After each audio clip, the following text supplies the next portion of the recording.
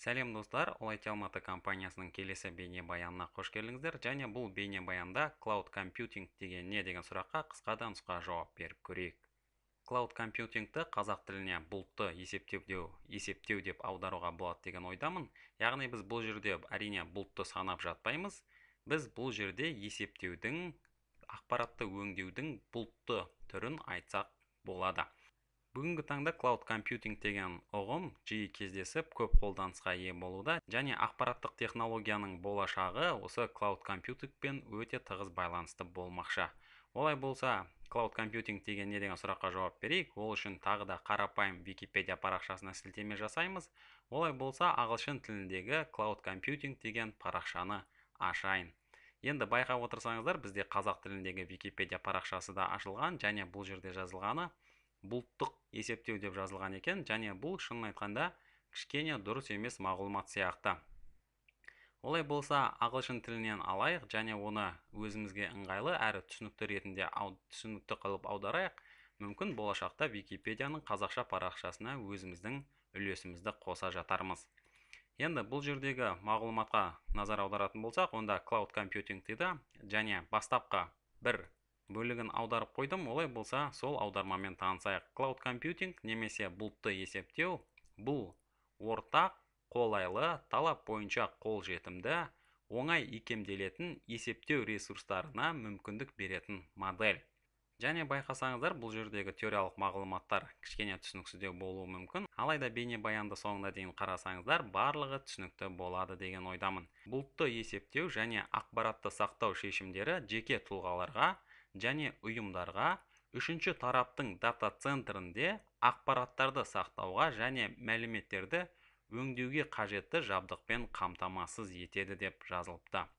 Сондай-ақ қолданбалы бағдарламалар, мәліметтерді сақтау және ақпаратты өңдеу, есептеу интернет арқылы қолжетімді болады. Яғни онлайн іске асыра аламыз. Енді бір сәтке кішкене тоқталайық және осы берілген мағлұматты ары қарай талқылайық.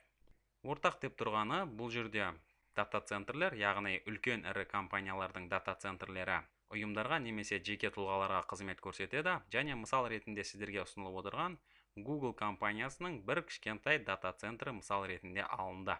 Және байқап отырғандарыңыздай, бұл жердегі үлкен серверлік машиналардың қатары, сондай-ақ ол жердегі барлық ақпараттың сақталуы, оның қорғалуы және де қолжетімділігі өте жоғары деңгейде іске асады.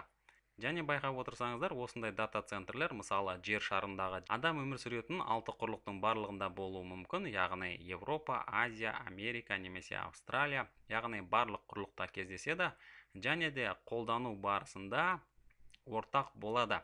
Яғни қолданушы, тұтынушы жеке тұлғалардың немесе ұйымдардың ақпараттары кез келген серверлік машинада, кез келген бөлімінде, кез келген континентте сақталуы мүмкін. Екінші бұл жерде жазылғаны қолайлы деп жазылған екен, және де Cloud Computingтің қолайлы болу себебі әрине әрқашанда қолжетімділігі, себебі ірі компаниялардың ақпаратты тұтынушыларға қолжетімді етуі және ол жердегі сақтық шаралары әрқашанда жоғары бағаланады. Және де қолайлы деп, мысалы, сіз өзіңіздің ақпаратыңызды кез келген құрылғыдан қол жеткізуге мүмкіндігіңіз бар. Яғни бүгінгі таңда дербес компьютердің кең тараған түрлері, мысалы планшет, сондай-ақ ноутбук, яғни лаптоптар, немесе ұялы телефонмен ақпаратқа кез келген жерден, кез келген сәтте қол жеткізе аласыз. Әрине бұл жерде сізге интернеттің қажет екендігін айтпаса да түсінікті. Сондай-ақ ары қарай мына жерде жазылған екен, яғни талап бойынша қол жетімділігі. Оны мен қазір барлығын өздеріңізге тағы да көрсетемін. Сондай-ақ оңай икемделетін есептеу ресурстарына мүмкіндік беретін модель деп жазылған екен. Яғни сіз өзіңіз тапсырыс берген ресурстарды, сіз тапсырыс берген барлық сұранысты өзіңіздің икеміңізге оңай келтіре аласыз. Оның барлығы тағы да осы ірі компаниялар Cloud Computingті ұсынушы ірі ұйымдардың арқасында іске асады.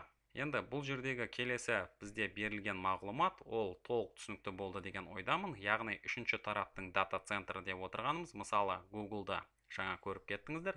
Немесе сол сияқты клауд компьютингті ұсынушы басқа да ірі компанияларды атап кетуге болады. Мысалы Amazon, тағы да жүздеген компанияларды кездестіріп жатуға болады, және оның барлығын атап айту қажет емес. Жаңа мысал ретінде айтқан Google компаниясының дата центрлері әбден мысал бола алады. Енді одан кейін көретініміз қолданбалы бағдарламалар, яғни біздің жұмыс жасайтын бағдарламаларымыз, мысалы офистік бағдарламалар, сондай-ақ графикалық бағдарламалар, жалпы кез келген бағдарламаны, сондай-ақ мәліметтерді сақтау, яғни біздің өзіміздің жеке мәліметтерді немесе ұйымның мәліметтерін сақтау, және де ақпараттарды өңдеу интернет арқылы қолжетімді дейді. Оның барлығы қазір мына слайдтарда, яғни көрсетемін, және Википедия парақшасын қайта ашайық.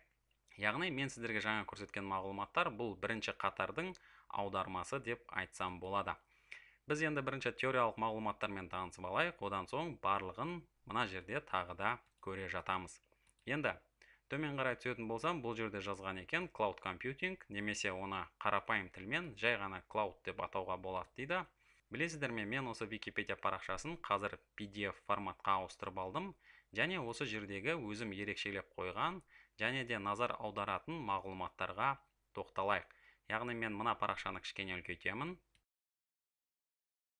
және оқуға ыңғайлы етейін. Енді байқаймыз, яғни Cloud Computing немесе қарапайым Cloud деп айтады дедік. Бұл осы ортақ бөлінген дата центрлардың, жалпы ресурстардың, компьютерлердің тиімділігін барынша көбейтуге тырысады, яғни тиімді пайдалануды қолдайды. Яғни бұл жерде жазғаны, мысалы, сіздің барлық ақпаратыңыз, барлық сіздің ресурстарыңыз динамикалық түрде сізге ұсынылуы мүмкін дейді. Мысалы, сіз ақпараттарды жүктесеңіз, немесе бағдарламаларға тапсырма берген болсаңыз, оның барлығын кез келген аймақтан, кез келген сәтте алуы мүмкін. Мысал ретінде төменде жазыпты. Мысалы, Еуропа қолданушылары Еуропада жұмыс жасау уақыты кезінде осы ресурстарды пайдаланып, компьютерлердің, яғни дата центрдің толық қуатын пайдаланатын болса, онда ол кезде, мысалы, оңтүстік Америкада барлығы демалыста, яғни ол жерде түн болып жатуы мүмкін дейді. Сол жағдайда барлық ресурс осы Еуропа қолданушыларына ауысады дейді. Ал енді Еуропа қолданушылары демалып, яғни жұмыс уақыты аяқталған кезде барлық ресурсты, барлық дата центрдің қуатын осы солтүстік Америка қолданушылары пайдалануға мүмкіндігі бар дейді. Және бұл жерде жазғаны дата центрді осы әр аймақта, әр сағатта қолдану арқылы сізге берілетін артықшылық, сондай-ақ жалпы осы өнімді пайдалану арқылы компьютерге электр көзімен қамтамасыз ету, сондай-ақ ол жерде салқындату және де жалпы дата центрлерге бөлінетін аймақ, оның барлығы барынша минималды, яғни шығынмен іске асады дейді. Және төмен жағында жазыпты, мысалы бірнеше қолданушы бір ғана серверді әлемнің кез келген түкпірінен қолжетімді болып жатуы мүмкін дейді. Әрине бұның барлығы бүгінгі таңдағы интернеттің жоғары деңгейде, жоғары жылдамдықта жұмыс жасауымен іске асады. Тағы қайталап айтқым келіп отырғаны, бұл жерде біз теориялық мағлұматтармен танысамыз және оның барлығын қазір көзбен көреміз. Сондай-ақ мына жерде жазыпты, осы cloudқа жылжу, яғни moving to cloud деп отырғанымыз, бұл ескі нұсқа болып табылатын CAPEX моделі, яғни барлық біздің құрылғылар осы әр ұйымның жеке өзінің сервер room, яғни серверлік машиналарды қолдайтын, ұстайтын бөлмелерінде болатын еді дейді, ал қазіргі заманда ондай қажеттілік жоқ дейді. Яғни сіз тек қана жоғары жылдамдықтағы интернет болса, онда ақпаратқа, қолданатын бағдарламаларға, сондай-ақ серверлік машиналардың ресурстарына онлайн қол жеткізе аласыз. Төмен қарай түсеміз және бұл жердегі мағлұматтарды оқып танысайық. Яғни мына жерде айтады, ұйымдар, яғни бизнес компаниялар барлығы IT инфраструктураға басын ауыртпаса болады дейді. Олар өзінің бастапқы жұмысы, яғни негізгі жұмысына назарын аударып, өзінің мәселелерін шешеді дейді. Сондай-ақ мына жерде жазыпты, өзіне қажетті ресурстарды басқару және оны қолдану, тапсырыс беру барлығы өте жылдам іске асады дейді. Және де көп IT мамандарды ұстау, сондай-ақ оларды қолдау, оның барлығы қажеттілігі азаяды дейді. Және төмен қарай түсетін болсақ, бұл жерде жазыпты, осы cloud computing технологиясының барлығы іске асыруға мүмкіндік беретін технологиялар. Бірінші деңгейде жоғары деңгейдегі интернет жылдамдығы, яғни желінің жылдамдығының асуы дейді. Сондай-ақ компьютерлердің бағасының күрт төмендеуі, яғни компьютерлер өте арзан болуы. Сондай-ақ сақтау құрылғыларының өте үлкен деңгейге жеткенін байқаймыз. Және де басқа да көптеген технологиялар, мысалы виртуализация, сондай-ақ серверге, яғни қызмет көрсетуге негізделген архитектура, тағы да басқа технологиялардың барлығы осы клауд компьютингтің өсуіне негіз болды дейді. Енді төмен жағында тағы жазыпты, ұжымдар барлығы осы өзінің қажеттілігіне қарай, егер олар өсіп жатса, онда қажетті ресурсты оңай өсіруге мүмкіндігі бар дейді. Егер де ұйымның компьютердің ресурстарына деген сұранысы арзан төмендейтін болса, онда оңай төмендеуге мүмкіндігі бар дейді. Және төмен жағында бір қызықты мағлұмат жазыпты, осы клауд компьютингті ұсынушы ірі компаниялар болашақта жыл сайын мысалы 50%-ға өсуді жоспарлап, яғни жобалап отырмыз дейді. Яғни қарап отырсаңыздар, клауд компьютинг бұл IT саласының шынында өте бір жарқын болашағы болмақшы. Енді төмен қарай түсемін, және тағы да өзімізге қажетті мағлұматты мен мына жерде ерекшелеп қойдым. Олай болса, сол мағлұматпен танысайық, және бұл жерде клауд компьютингтің кішкене тарихына назар аударған екен. Және бұл жерде жазғаны клауд компьютингтің, яғни терминнің, осы ұғымның шығуы белгісіз дейді, және шын айтқанда бұған ары қарай тереңдеудің мүлдем қажеті жоқ. Клауд компьютинг ұғымына алғашқы рет осы бүгінгі таңдағы ұғымда алғаш рет пайдаланған компания Compaq компаниясы дейді, және 1996 жылғы құжаттамаларында кездескен дейді. Сондай-ақ 2006 жылы Amazon.com сайты, яғни Amazon ұйымы компаниясы 2006 жылы осы ұғымды одан ары танымал қылды дейді, және бүгінгі таңда клауд компьютинг деген шынын айтқанда интернет торабынан көптеп кездестіріп жатамыз. Енді төмен қарай түсем, тағы да осы бізді қызықтыратын мағлұматтарды көреміз. Және мына жерде жазғаны, осы жаңа ғасырда 2000 жылдан бері қалай дамыды деген сұраққа келетін болсақ, онда 2008 жылы Microsoft компаниясының Microsoft Azure деп аталатын клауд компьютингке негізделген технологиясы туындады дейді. Және 2012 жылы маусым айының 7-сіне Oracle компаниясы Oracle Cloud деп аталатын технологияны іске қосты дейді. Және төмен қарай түсетін болсақ, бұл жерде ұқсас ұғымдарды айтуға болады, және бұның ішінде де аса назар аударатын бір нәрсе, ол клауд компьютинг технологиясының, жалпы клауд компьютингтің дамуына негіз болған технологияның ең бастысының бірі, ол виртуализация технологиясы дейді. Және шын айтайын, виртуализация технологиясы бұл өте керемет технология деп ойлаймын, және де бұл технологиямен танысып жұмыс жасап жатсаңыздар, оның беретін артықшылығы, сондай-ақ бүгінгі таңдағы технологияның даму деңгейі анық байқалады. Олай болса, болашақта виртуализациямен тағы да таныса жатармыз, алайда біздің клауд компьютингке бұл сабақта негізгі назарда ұстайық. Енді клауд компьютингтің characteristics, яғни клауд компьютингтің көрсеткіштеріне төмен жағында жазған екен. Әзірше оған тоқтамайық, алайда бізді қызықтыратын мағлұмат осы жерде ең негізгі мағлұматқа келеміз. Бұл жерде көретініміз клауд компьютингтің сервис модельдері дейді, және қандай сервис модельдері бар деген сұраққа келетін болсақ, онда барлық қызмет, яғни көріп отырғандарыңыздай everything is a service дейді, яғни AAS деген кішкене мағлұматты алынады екен. Және бұл жерде жазғаны клауд компьютингтің сервис моделі дейді, яғни қандай қызмет көрсету нұсқаларын мысал ретінде келтіріпті. Және клауд компьютингтің негізгі 3 сервис моделін айтатын болсақ, олар infrastructure as a service, platform as a service, және де software as a service.